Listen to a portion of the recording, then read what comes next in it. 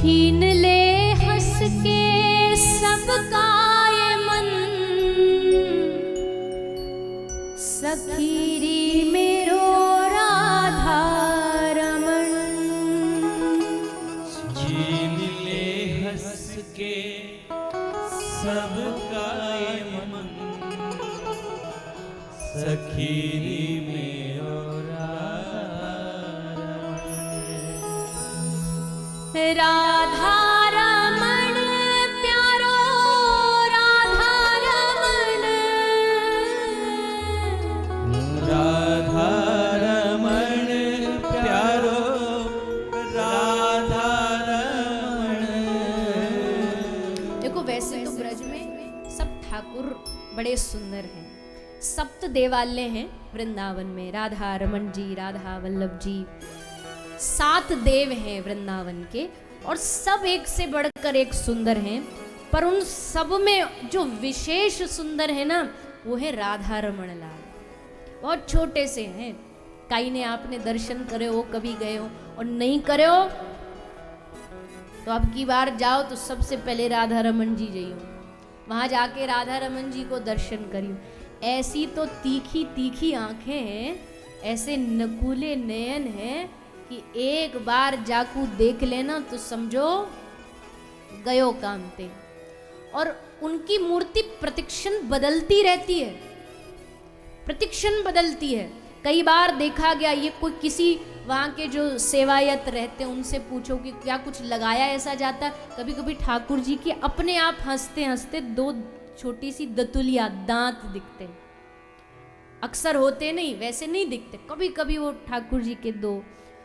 और उनका आकार भी कोई सेवायत बताते हैं, कभी मोटे हो जाते हैं, कभी पतले हो जाते हैं, कभी मुकुट नहीं पहनेंगे तो नहीं पहनेंगे। और ये तो सभी ठाकुर के साथ है लगभग। अगर उनसे आप प्रेम करते हो तो ठाकुर जी के नखरे कम नहीं होते, बड़े नखरेदार हैं। आज ये रंग नए पहनो तो नए पहनो, तुम लाख कोशिश कर लो, मुकुट धारण नहीं करेंगे, 50 बार गिरा देंगे, लगे रहो वही में, घंटा भर लगा दो फिर सेट नहीं होंगी।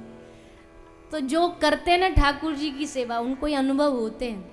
तो राधा रमण लाल जी जो हैं वो बड़े प्यारे ठाकुर, और वो प्रकट भी बड़े विचित्र भाव से हुए हैं। गोपाल भट्ट गोस्वामी के सेवायत ठाकुर हैं, शालिग्राम थे पहले। गोपाल भट्ट गोस्वामी ने देखा सारे वृंदावन के ठाकुर के हाथ हैं, पाम हैं, सारे सेठ आते हैं, बिहारी जी को कोई गले का हार दे जाता है, कोई राधा वल्लभ जी को कपड़े दे जाता। हमारे ठाकुर जी को क्या करें, इनका न मुंह न माथा, न हाथ न पाम, इनको पहरावे क्या।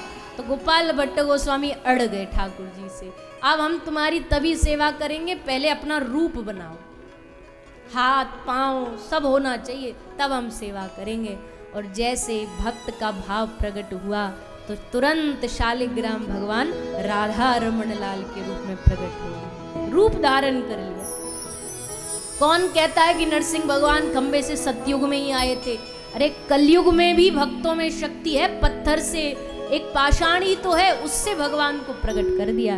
ऐसे स्वयंभू ठाकुर श्री राधा रमण लाल हैं। इसलिए गाइए सब, छीन ले हंस के सबका ये मन, सखी मेरो राधा रमण। छीन ले हंस के सबका ये मन,